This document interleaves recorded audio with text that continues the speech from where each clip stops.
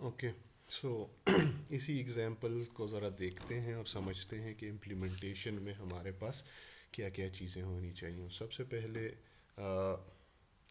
Root की representation, sorry node की representation हमने करनी है ना।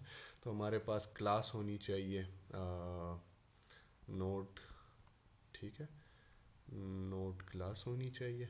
और नोड क्लास के अंदर हमारे पास जो चीज़ें होनी चाहिए वो एक तो चूँकि हमने बाइनरी ट्री को कीज़ की बेस पे अरेंज करना होगा ना। बाइनरी सर्च ट्री तो कोई इस किस्म की हमारे पास अगर कोई की नहीं होगी, these values are called keys.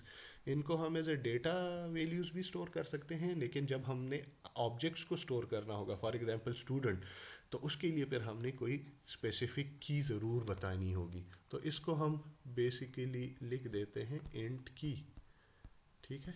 और उसके बाद फिर आप बेशक कोई भी स्टूडेंट ऑब्जेक्ट रखते हैं, ठीक है, स्टूडेंट क्लास का लेट्स से अगर आप ऑब्जेक्ट रखते हैं, सो इट्स ओके, ठीक है।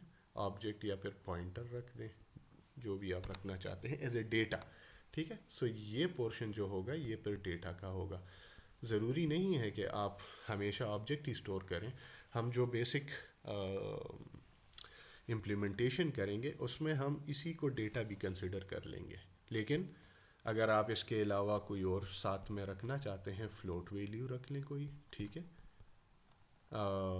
फ्लोट डेटा रख लें, तो कोई इशू नहीं होगा, ठीक है। लेकिन ये सारा डेटा का पोर्शन हो गया की, और साथ में डेटा, ये हमारे पास डेटा का पोर्शन हो गया। अब इसी क्लास में हमने एक और चीज़ भी, एक और पोर्शन भी स्पेसिफाई करना होगा, और वो क्या होगा, लेफ़्ट चाइल्ड और राइट चाइल्ड को लिंक करने के लिए हमारे पास कोई तरीक़ाकार होना चाहिए। तो लिंक लिस्ट में आपने वो तरीका पहले से सीख रखा है, और वो क्या था कि आपके पास पॉइंटर्स होने चाहिए। क्योंकि जब आप एक आइटम को दूसरे आइटम के साथ कनेक्ट करने आपको करना था लिंक लिस्ट में, तो आपने उसी क्लास का एक पॉइंटर वहाँ पे रख दिया था, उसको नाम दे दिया था नेक्स्ट का। तो अब चूंकि हमारे पास नोड है, और नोड क्लास के अंदर हमारे पास कैपेबिलिटी होनी चाहिए कि it should support, it makes two children, its left child and its right child. तो लेफ्ट चाइल्ड के लिए हम यहाँ पे एक पॉइंटर बनाएंगे, और वो क्या होगा, नोड पॉइंटर, ठीक है। नोड टाइप का पॉइंटर होना चाहिए, क्योंकि क्लास नेम जो है हमारे पास वो नोड है, तो नोड पॉइंटर होगा लेफ्ट चाइल्ड, ठीक है। और इसी तरह से राइट चाइल्ड को रिप्रेजेंट करने के लिए हमारे पास फिर से वही नोड पॉइंटर, और ये होगा राइट चाइल्ड,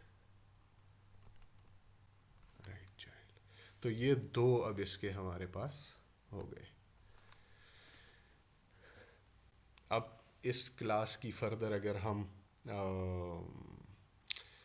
इम्प्लीमेंटेशन देखेंगे, तो उसमें क्या होगा, इसमें एक कंस्ट्रक्टर की ज़रूरत है जिसमें ओरिजिनली लेफ़्ट चाइल्ड और राइट चाइल्ड दोनों नल होंगे, ठीक है।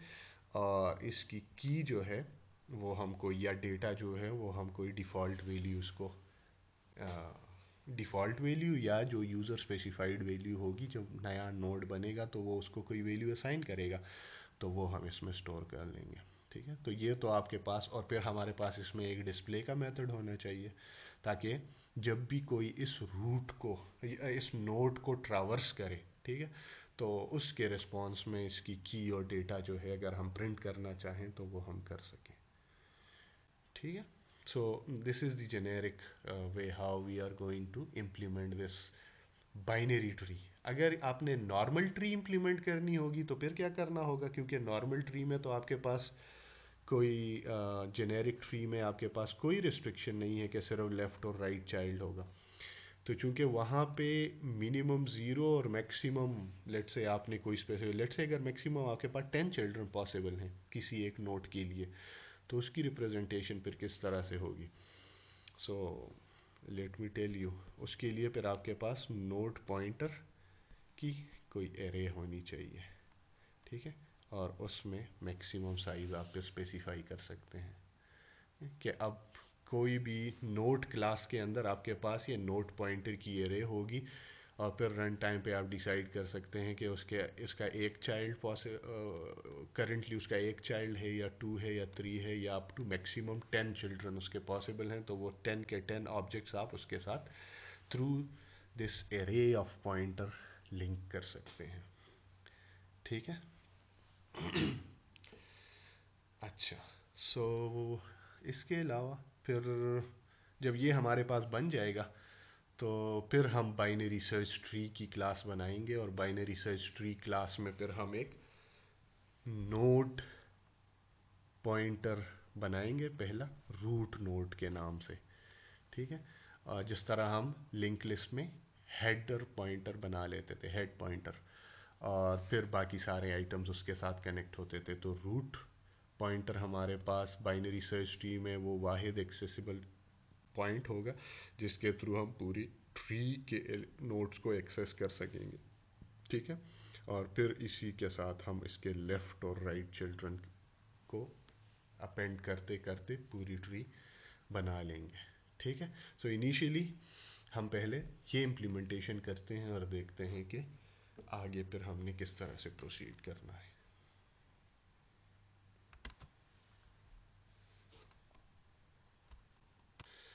Okay, let's start the implementation. So iostream add किया।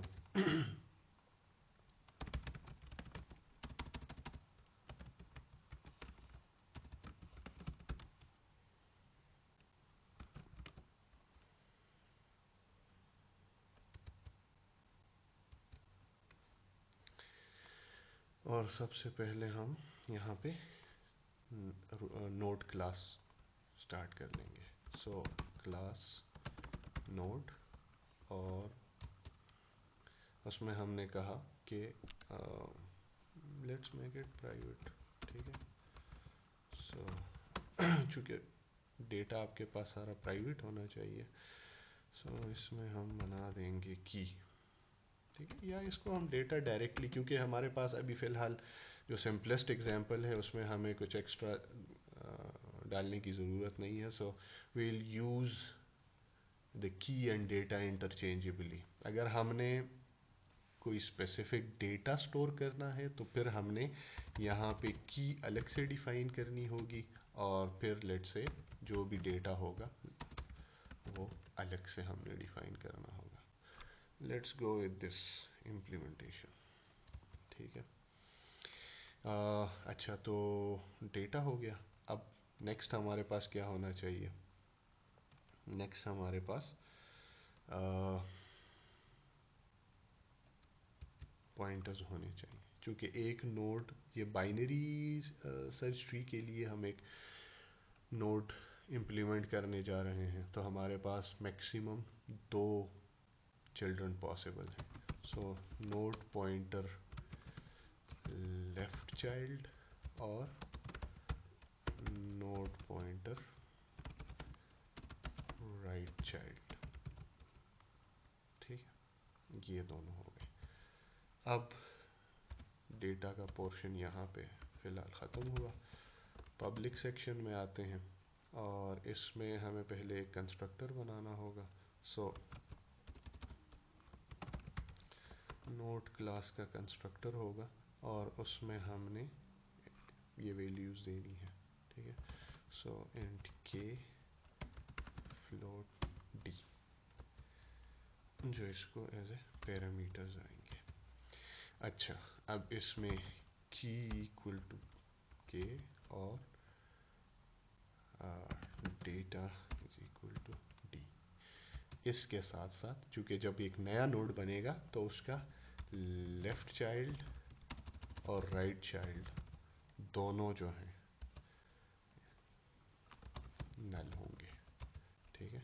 इसी तरह से right child equal to null. तो ये इसका कंस्ट्रक्टर बन गया। अब हमारे पास एक नोड क्लास जो है वो कंप्लीशन की तरफ जा रही है। लेट्स से उसके बाद हमें एक और मेथड की ज़रूरत है, that is the simple display method. So void display के नाम से हम एक मेथड बना लेते हैं, ठीक है। और उसमें और कुछ नहीं होगा, just cout to display the whole data, ठीक है। सो की इज इक्वल टू, अच्छा, जो भी की होगी, ठीक है। और साथ में हम डाल देंगे कॉमा, डेटा इसका क्या है, इक्वल्स टू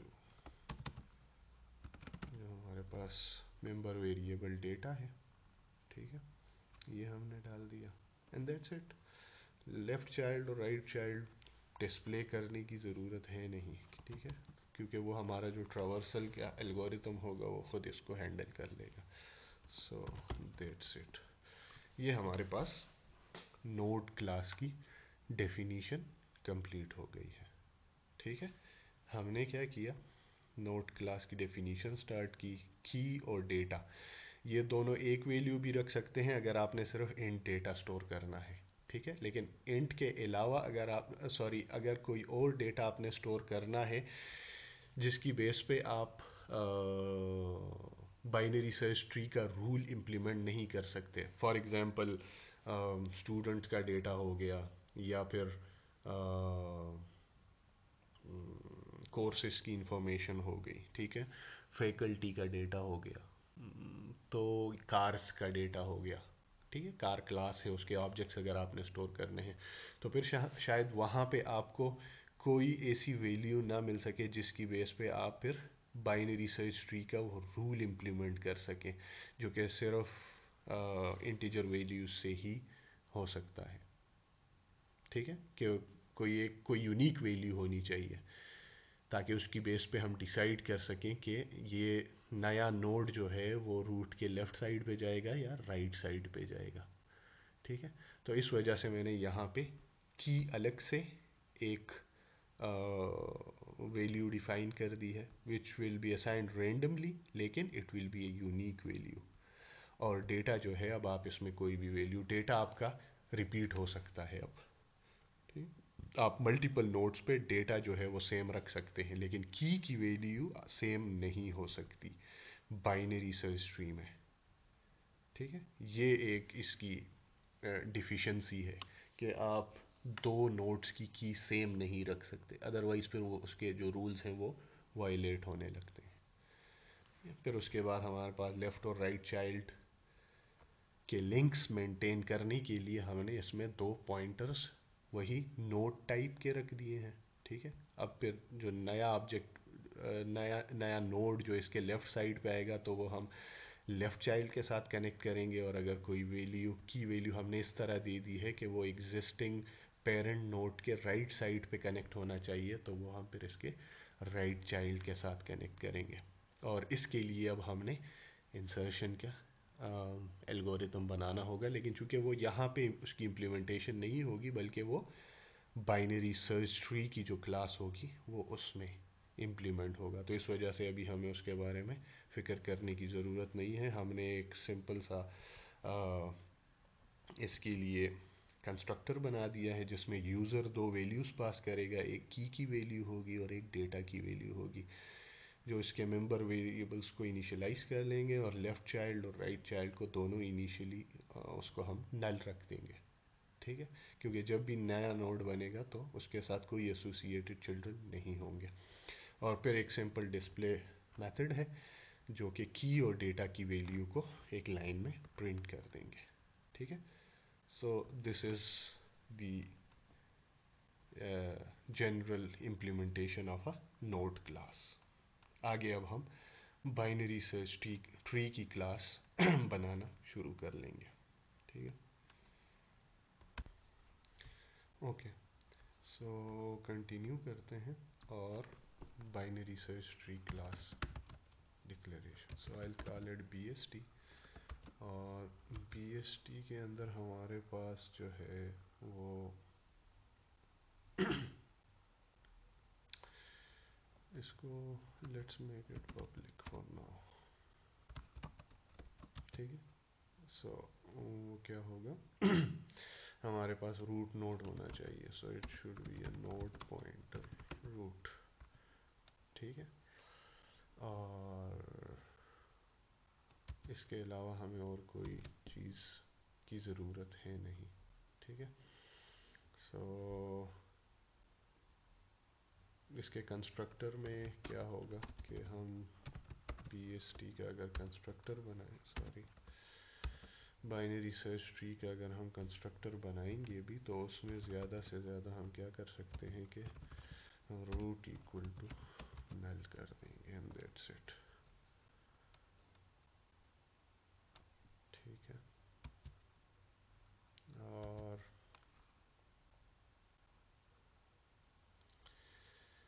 इसके साथ फिर अब हमने वो ऑपरेशंस बनाने होंगे जो कि किसी भी डेटा स्ट्रक्चर के साथ एसोसिएटेड होते हैं। सो लेट्स से हम स्टार्ट विद इंसर्ट फंक्शन, ठीक है। अब चूंकि हमारे पास नोड्स इंसर्ट होंगे बाइनरी सर्च ट्री में, so we'll just go with a node pointer, ठीक है। और इसको हम कह देंगे नोड, या एन आप कह सकते हैं, ठीक है। So just go with the node. अच्छा, इसकी कोई इम्प्लीमेंटेशन होगी इसी तरह से। हमने अगला जो इसमें फंक्शन बनाना होगा, that would be the search item, ठीक है। तो उसके लिए भी हमें एक स्केलेटन एटलीस्ट बनाना होगा, ठीक है।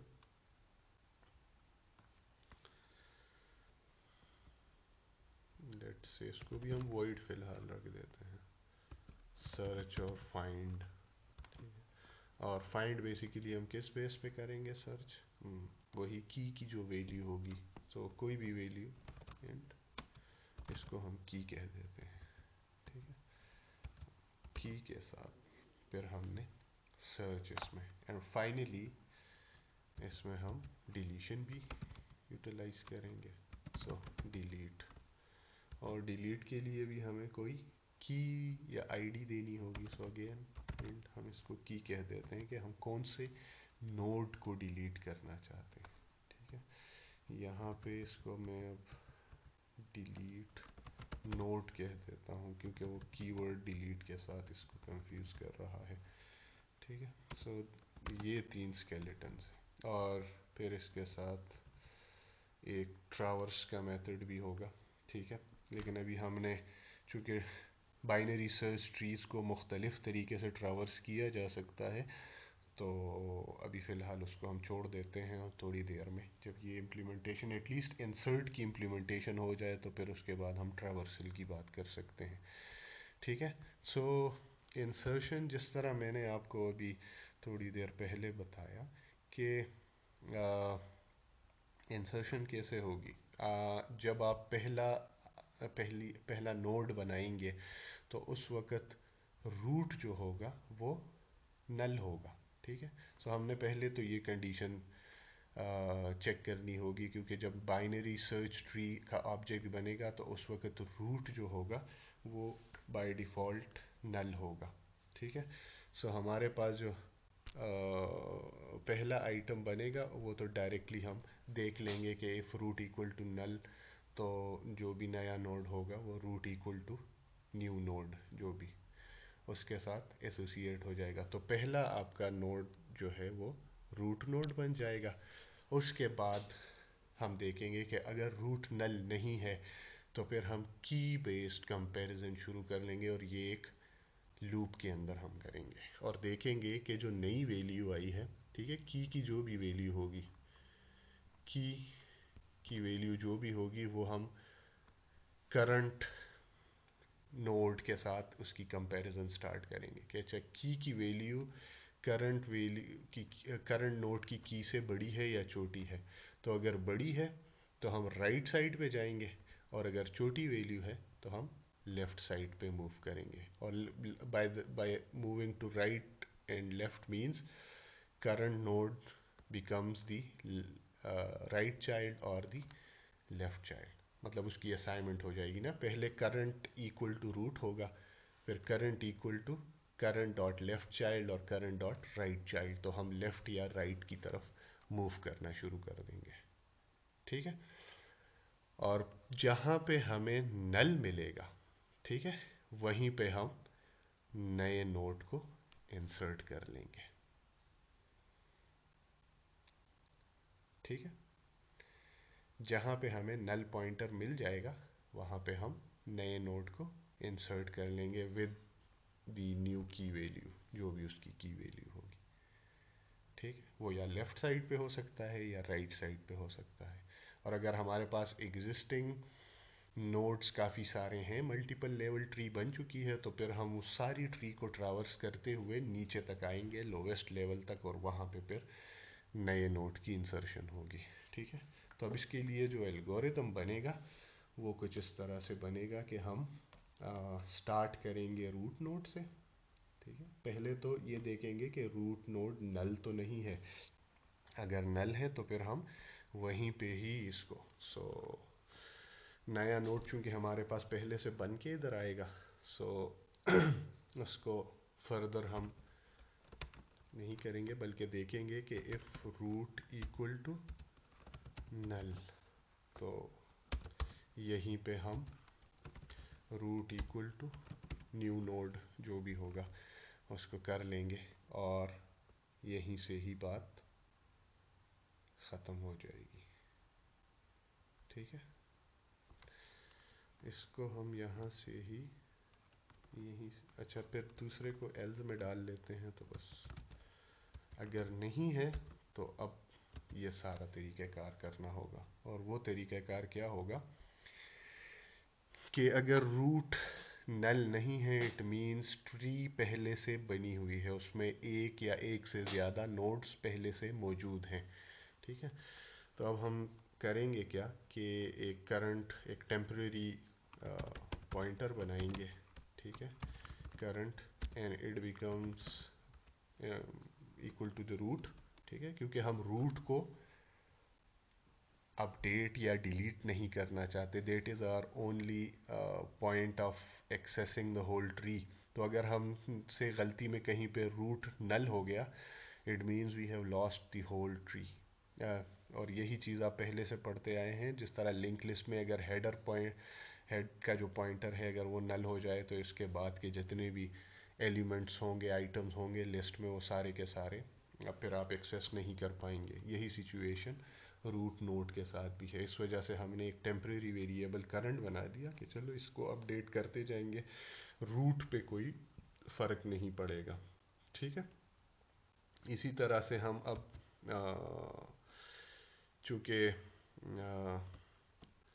जब हम करंट जब नल होगा तो उस वक़्त हमें पेरेंट की ज़रूरत होगी ना उसके, क्योंकि जिस तरह हम लिंक लिस्ट में, सिंगली लिंक लिस्ट में जब हम आगे जाते थे तो जहाँ पे हमें नल मिल जाता था, तो उस वक़्त हमें प्रीवियस की ज़रूरत पड़ती थी, जो उसका जहाँ से वो नेक्स्ट नल होता था, ताकि हम उसके रेफरेंस के साथ नए आइटम को अटैच कर सकें। तो इस वजह से हम यहाँ पे एक नोड पॉइंटर बना देते हैं पेरेंट का। ठीक है, इसकी अभी आपको थोड़ी देर में समझ आ जाएगी कि ये क्या है। अच्छा, अब ये सेटअप हो चुका है, अब हमने ट्रावर्सल स्टार्ट करनी है। और ट्रावर्सल क्या होगी कि वाइल इसको हम एक इनफाइनाइट लूप भी रख सकते हैं, और अगर इनफाइनाइट नहीं रखना चाहते तो हम ये कर सकते हैं, चलो इसको हम इनफाइनाइट लूप अभी फ़िलहाल रख लेते हैं। ठीक है, और ये बार बार यही काम होता जाएगा। अब हमने अंदर इसकी बॉडी में कुछ इस तरह की स्टेटमेंट डालनी होंगी जो कि इसको टर्मिनेट कर सके। ठीक है, so parent equal to current. और अब हम कंपैरिजन करेंगे कि आगे हमने लेफ़्ट साइड पे जाना है या राइट साइड पे। तो लेफ़्ट साइड पे जाने के लिए क्या है कि नोड, जो हम नया नोड इंसर्ट करने जा रहे हैं, उसकी की को हम कंपेयर करेंगे करंट नोड की के साथ। ठीक है। सो इफ नोड डॉट जो उसकी की है is less than current dot की। अच्छा, वो हमने चूंकि उसको प्राइवेट रखा हुआ है, so will have to go back और उसको प्राइवेट उसका ख़त्म करना होगा। अदरवाइज आप क्या कर सकते हैं कि यहाँ पे उसके लिए फिर गेटर और सेटर्स बनाने होंगे। ठीक है। सो इसको हम सारा पब्लिक कर देते हैं फ़िलहाल। ठीक है, ताकि ये यहाँ पे हमें एक्सेसिबल हो जाए। सो नोड, जो नया नोड आ रहा है, उसकी की अगर करंट की से लेस है, it means we have to move towards the left of the current key, current node. तो इस सिनेरियो में हमारे पास क्या होगा, current is equal to current dot left child. और यहाँ पे हमने देखना होगा कि जो हमने जिस लेफ़्ट चाइल्ड को करंट बना दिया है, आया वो नल तो नहीं है। अगर नल है it means that is the end of the left sub tree और हम आगे नहीं जा सकते। इट मीन्स जो नया आइटम आएगा, नया नोड आएगा, वो यहीं पे ही अपेंड हो जाएगा। So if current is equal to null, क्योंकि ये अपडेट हो चुका होगा, current equal to current dot left child. तो अगर ये जो लेफ्ट चाइल्ड है जो कि अभी करंट बन चुका है, if it is null it means हम और आगे जा नहीं सकते। तो यहीं पे ही हमने नए आइटम को इधर कनेक्ट करना है। लेकिन चूंकि करंट खुद से तो नल है, इटसेल्फ वो नल है, तो इसका जो पेरेंट नोड, हम पेरेंट पॉइंटर हमने बनाया था, वो इसी मकसद के लिए बनाया था कि parent dot left child equal to node, जो नया नोड है वो इसके साथ हमने अटैच कर दिया है। ठीक है। और यहीं से हम रिटर्न भी कर लेंगे। तो जो वाइल लूप है वो इस तरह से रिटर्न हो जाएगा, ख़त्म हो जाएगा, एग्जिट कर लेगा। ये अब हमने कर लिया सिर्फ लेफ़्ट साइड पे मूवमेंट के लिए और लेफ़्ट साइड पे अपेंड करने के लिए।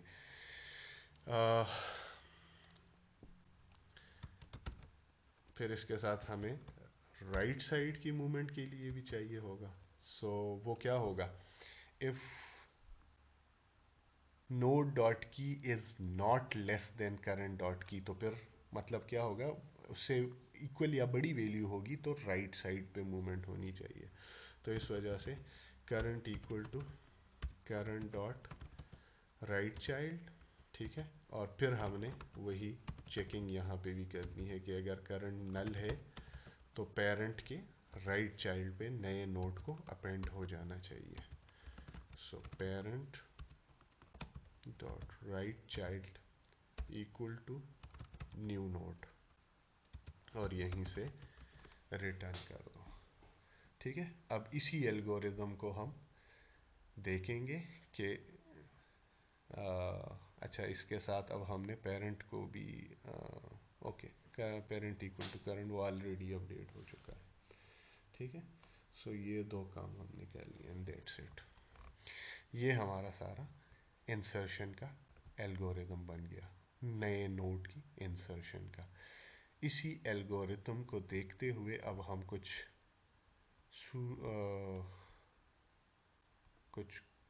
कोड वाइट बोर्ड पे कुछ नए आइटम इंसर्ट करने की कोशिश करेंगे ताकि हम देख सकें कि आया ये एल्गोरिथम जो है उसके मुताबिक काम करता है या नहीं करता। सो let me end this video here and we'll come back with the new one.